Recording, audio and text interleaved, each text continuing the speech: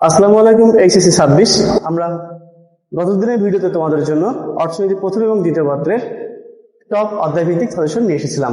তো আজকে আমরা তোমাদের সেই টপ অধ্যায় ভিত্তিক সাজেশনের অধ্যায়গুলোর কোন কোন টপিকগুলো পড়বা এবং কোন কোন টপিকগুলো পড়লে তুমি সর্বোচ্চ সংখ্যক সিকিউ কমন পাবে এবং সবচেয়ে বেশি সংখ্যক নাম্বার ওঠানো যায়। তো চলো শুরু করা যাক।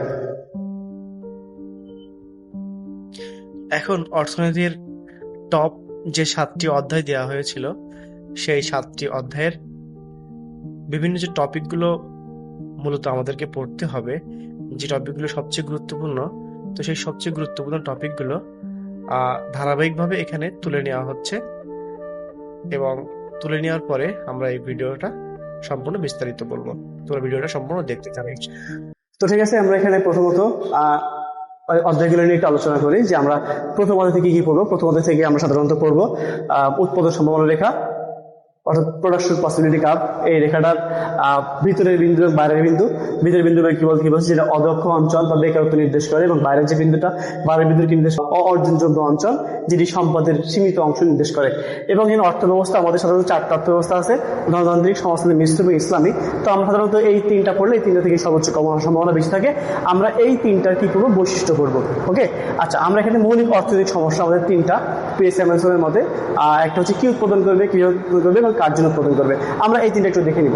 এবং অধ্যায় 2 থেকে কি আছে, উপযোগ। উপযোগ খুবই গুরুত্বপূর্ণ একটা পার্ট। এই উপযোগ থেকে অনেকবার কোশ্চেন এসে থাকে যে মোট উপযোগ বা প্রান্তিক উপযোগ রেখা অঙ্কন করতে বলতে পারে, অথবা ঘরে আসতে পারে মোট উপযোগ বা প্রান্তিক উপযোগ সম্পর্ক রেখো, অথবা কোন বিধি কার্যকর হয়েছে।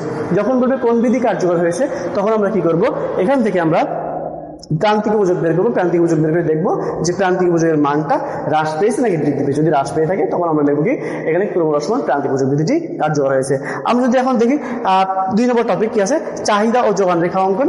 চাহিদা ও যোগান সমীকরণ থেকে অথবা চাহিদা যোগান সূচি থেকে তোমাদেরকে চাহিদা রেখা অঙ্কন করতে বলবে।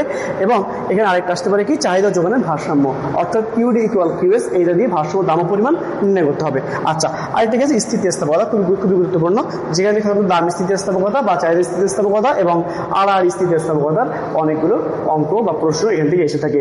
আমাদেরকে অধ্যায় 3 দেখায়। অধ্যায় 3-এর এখানে কি আছে, উৎপাদন। প্রথম পার্টটা হচ্ছে উৎপাদন পার্টটা এবং এই উপযোগ পার্টটা, এই দুটোই একই, শুধুমাত্র উপযোগে কি লেখা হয়, ইউটিলিটি, আর এখানে উৎপাদনের প্রোডাকশন। এই উপযোগ নির্ণয়ের যে সিস্টেম, উপযোগ নির্ণয় সেই একই সিস্টেম। তো আমরা এখানে মোট উৎপাদন এবং প্রান্তিক উৎপাদন রেখা অঙ্কনটা অনেক সময় এসে থাকে। তো আমরা এখানে মোট উৎপাদন এবং প্রান্তিক উৎপাদন রেখা অঙ্কনটা দেখবো, এবং সাথে কি এসে থাকে আমাদের এখানে মোট উৎপাদন প্রান্তিক উৎপাদন সম্পর্ক এবং বিধি। বিধি বলতে কি বলছে এখানে, যে কোন বিধি কার্যকর হয়েছে, ক্রমহ্রাসন প্রান্তিক উৎপাদন বিধি নাকি ক্রমবর্ধমান নাকি স্থির বা সমানুপাতিক।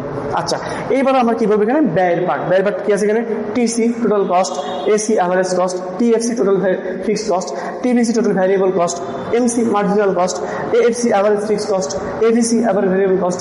অর্থাৎ মোট ব্যয়, গড় ব্যয়, মোট স্থির ব্যয়, মোট পরিবর্তনীয় ব্যয়, প্রান্তিক ব্যয়, গড় স্থির ব্যয়, গড় পরিবর্তনীয় ব্যয়, এইগুলো থেকে আমাদের সবচেয়ে বেশি সংখ্যক মান বের করতে বলে বা মান নির্ণয় করতে বলে। আচ্ছা, আর ঘরে কি আছে, ঘরে এখানে দেশে থেকে আমার এসি ও এমসি এর সম্পর্ক লেখো। এসি এমসি একটা সম্পর্কটা তোমরা ভালোভাবে পড়ে নিবা ইনশাল্লাহ। এই ছিল আমার অধ্যায় 1, 2 এবং 3-এর সাজেশন। এখন আমরা দেখব 4, 8, 9, 10।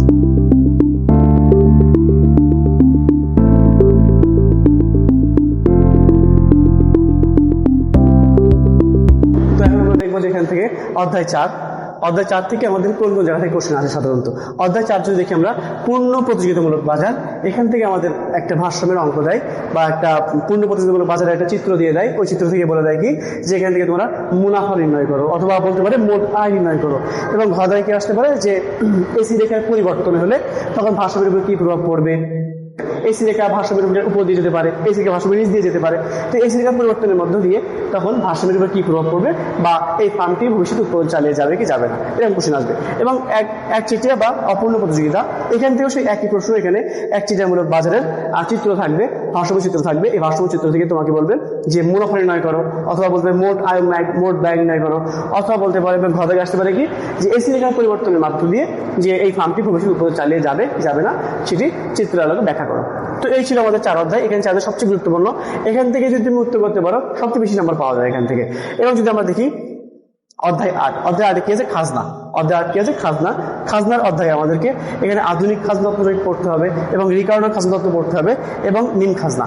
সবচেয়ে গুরুত্বপূর্ণ হচ্ছে এই তিনটা অনেক গুরুত্বপূর্ণ। এখান থেকে প্রতি বছরই যেহেতু তোমাদের এবছর থেকে পরিপূর্ণ সিলেবাসে পরীক্ষা হচ্ছে, গত কয়েক বছর পরিপূর্ণ সিলেবাসে পরীক্ষা হয় নাই, তো ওদের এই 8 অধ্যায় ছিল না, এবং এখন থেকে এই 8 অধ্যায় থেকে কোশ্চেন আসার সম্ভাবনা অনেক বেশি, এবং এখান থেকে আধুনিক খাজনা তত্ত্ব এবং রিকার্ডো খাজনা তত্ত্ব অনেক বেশি আসে। এবং পাশাপাশি তোমরা মোট খাজনা ও নেট খাজনা নির্ণয়টাও দেখে নিবা। যদি আমরা দেখি অধ্যায় 9, অধ্যায় 9টা কি আছে? এখানে আমাদের সামগ্রিক আয় ও ব্যয়। অধ্যায়ের নাম কি? সামগ্রিক আয় ও ব্যয়। এখান থেকে জিএনপি, জিডিপি, এনএনপি, এনএনআই, এনডিপি এইগুলো তোমরা নির্ণয় শিখবা। কারণ এখান থেকে আমাদের পরীক্ষায় জিএনপি অথবা জিডিপি নির্ণয় করতে বলতে পারে, অথবা এনএনপি, এনএনআই নির্ণয় করতে বলতে পারে। এবং পাশাপাশি তোমরা কি দেখবা যে এই টপিকের পরে ভারসাম্য জাতীয় আয়। ভারসাম্য জাতীয় কোনটা? যে এডি equal as, aggregate demand equal aggregate supply, এর মধ্য দিয়ে ভারসাম্য জাতীয় নির্ণয় করা। অর্থাৎ অয় সমান সমান সি প্লাস আই প্লাস জি। কখনো তোমার উদ্দীপকের মান থাকতে পারে সি, আই, জি এবং এক্স মাইনাস এম। তোমার সেই উদ্দীপক অনুসারে তোমাকে ভারসাম্য জাতীয় আয় নির্ণয় করতে হবে। কখনো 2 খাত বিশিষ্ট বলতে পারে, কোনো 3 খাত, কখনো 4 খাত বলতে পারে। আচ্ছা, ভোগ ও সঞ্চয় রেখা অঙ্কন। এখানে আমাদের যে সি আছে, সিটা হচ্ছে কনজিউম বা ভোগ। এই ভোগ রেখা বা সঞ্চয় সেভিংস এস রেখা অঙ্কন করতে বলতে পারে, অথবা সঞ্চয় ও বিনিয়োগের সমতা সাপেক্ষে জাতীয় আয় নির্ণয়। আমরা যদি লাস্ট দেখি আমাদের অধ্যায় 10 মুদ্রা ও ব্যাংকিং। এখান থেকে অনেক গুরুত্বপূর্ণ অধ্যায়টা। এখান থেকে হচ্ছে মুদ্রার পরিমাণ তত্ত্ব, ফিচারের মুদ্রার পরিমাণ তত্ত্ব যেটা দেওয়া আছে এমপি ইকুয়াল পিটি। এখান থেকে একটা অঙ্ক প্রতি বছরই প্রায় আসে। তারপর কি বলবো এখানে? বাণিজ্যিক ব্যাংক এবং কেন্দ্রীয় ব্যাংক। বাণিজ্যিক ব্যাংক এবং কেন্দ্রীয় ব্যাংকের পার্থক্যটা অনেক বেশি ইম্পর্টেন্ট, এবং বাণিজ্যিক ব্যাংক, কেন্দ্রীয় ব্যাংকের বৈশিষ্ট্য এবং এদের কার্যক্রমটা পড়ে ফেলবা। বাণিজ্যিক ব্যাংকের ঋণ সৃজন। বাণিজ্যিক ব্যাংকের কি? ঋণ সৃজন। এটা তোমাদের দেখবার সূত্র আছে বইয়ে, যে প্রাথমিক আমানত গুণ অন বাই রিজার্ভ হার। তোমরা যদি এইগুলো যদি তোমরা একটু মোটামুটি শেষ করতে পারো, তো এখান থেকে সর্বোচ্চ সংখ্যক সিকিউ কমন আসার সম্ভাবনা রয়েছে, এবং এই অধ্যায়গুলো থেকে উত্তর করলে সবচেয়ে বেশি সংখ্যক নাম্বার ওঠানো সম্ভব। অর্থনীতি প্রথম পত্রের এই সাজেশনগুলো তোমরা ফলো করবে ইনশাল্লাহ, এবং আশা করা যায় এখান থেকে সর্বোচ্চ সংখ্যক নাম্বার ওঠাতে পারবে ইনশাল্লাহ। আসসালামু আলাইকুম। এইচএসসি 26।